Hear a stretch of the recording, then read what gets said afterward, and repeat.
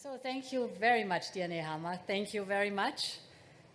Rabbi Tavil, Rabbi Margolin, cher Bourgmestre, ladies and gentlemen, dear friends, it is such an honor for me to light a candle on this Chanukiah, which will cast its light on the European quarter tonight. It's wonderful, this idea.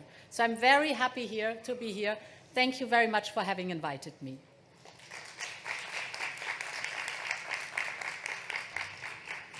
It's wonderful to be present here at an ancient Jewish tradition, celebrating a miracle from over 2,000 years.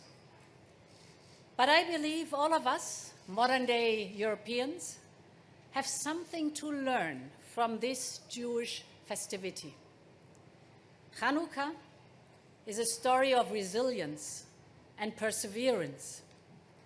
It's the story of how the Jewish people rekindled the light inside the temple against all odds and in circumstances that seemed desperate.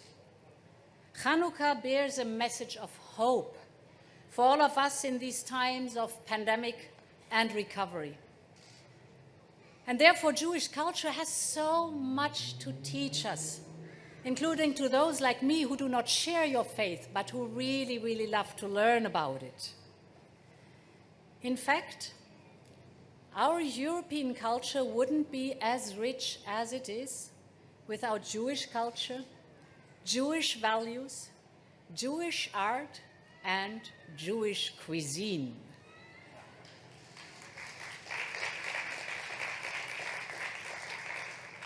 And European Jews have contributed immensely to the making of modern Europe and to the shaping of our European identity. You have been a light unto the nations, just like the candles that we are about to light. And yet, the history of the Jewish people is also one of persecution. From the times of the first Chanukah to the tragedy of the Shoah, after the Holocaust, Europe promised to put an end to intolerance and anti-Semitism.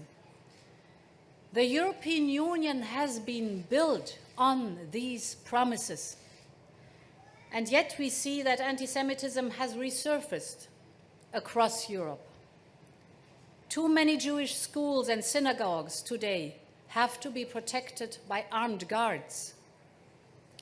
A stunning 70% of European Jews don't feel safe when wearing a kippah or a Star of David.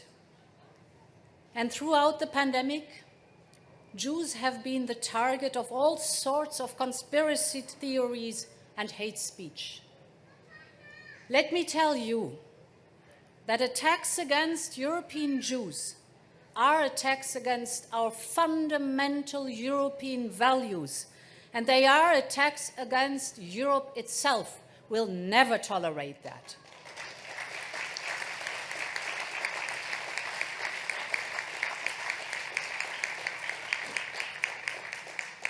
Because you rest assured that Jewish life has always been and will always be an integral part of our European life.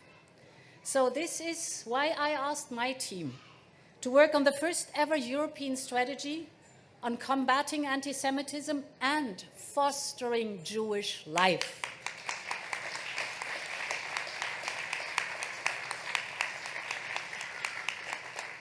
The strategy proposes practical measures from fighting anti-Semitic propaganda online and offline to protecting Jewish communities around Europe. But it is also, and this is very important for me, crucially, a strategy on fostering Jewish life in our continent. 7 in 10 Europeans say that they know nothing about Jewish life and Judaism. And this means ignoring an essential part of our European culture. So the strategy puts a premium on teaching Jewish history to our children and on promoting Jewish heritage heritage in our cities, because Jewish history is our history. Jewish life is our life. Jewish is Europe. So let's foster that and let's celebrate that.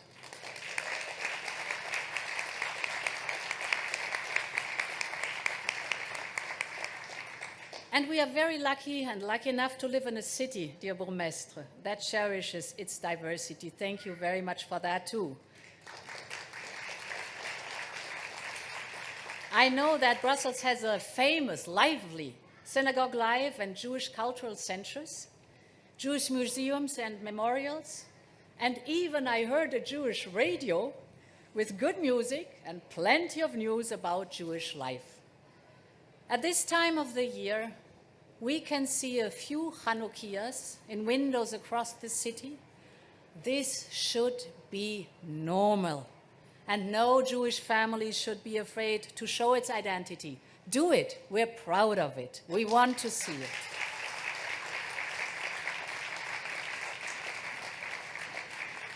I want a union that cherishes its diversity, where the lights of Chanukah illuminate our cities and our hearts. So on this festival of light, my wish is that we can all find the strength and the perseverance to build a union of unity and diversity, where Jewish life can truly prosper. Chag Chanukah Sameach. Thank you.